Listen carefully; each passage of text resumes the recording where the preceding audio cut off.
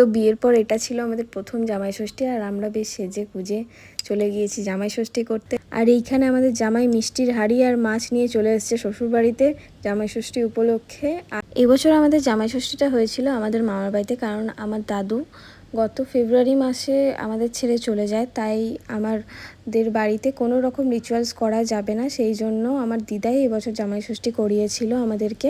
আর কথা আছে না, কাছের ট্রেনই লেট বেশি হয়, আর আমাদেরও সেই অবস্থাই হয়েছিল। আমাদের পৌঁছাতে পৌঁছাতে প্রায় 12টা সাড়ে 12টা বেজে গেছিলো বাড়ির কাছে থেকেও।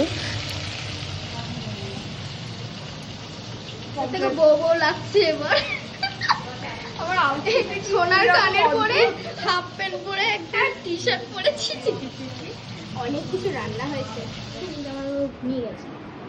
জামাইদা ওঠো, খাবে নাকি?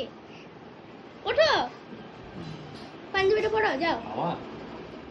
আর সেদিনে ছিল ভীষণই গরম, তাই জামাই আমাদের একদম ক্যাজুয়াল ড্রেস পরে একবারে রিল্যাক্স মোডে চলে গেছিলো। কিন্তু আমরা তো ছাড়বার পাত্রী নই, বউ আর শালি মিলে আবার তাকে পাঞ্জাবি পরানো করাই অবভিয়াসলি ছবি তোলার জন্য। তাকে বলা হয় তুমি ছবি টবি সব তুলে নিয়ে তারপরে তোমার যেমন ইচ্ছে ড্রেস পরে তুমি খেতে পারো।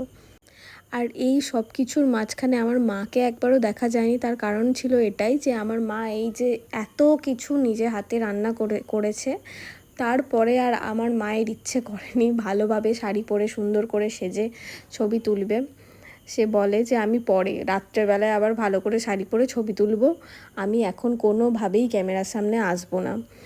আর এখানে যা যা খাবার ছিল ও কিন্তু সমস্তটা খেয়েছে, কোনোটা নষ্ট করেনি, এই জন্য কিন্তু ওকে একটা শাবাশি দেওয়া উচিত। আর এই সব কাজের মধ্যে আমার বোন সব থেকে ইম্পর্টেন্ট কাজটা করেছে স্যালাড কেটে।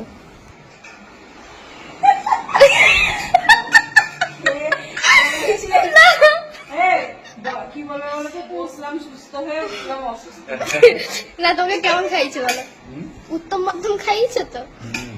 কেমন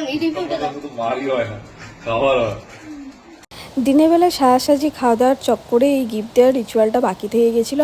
আর আমাদের যেহেতু 1 বছর কাল আসর চলবে, তাই আমাদের বাড়ি থেকে কোনো রকম গিফট দেওয়া হয়নি, টাকা দিয়ে দেওয়া হয়েছিল।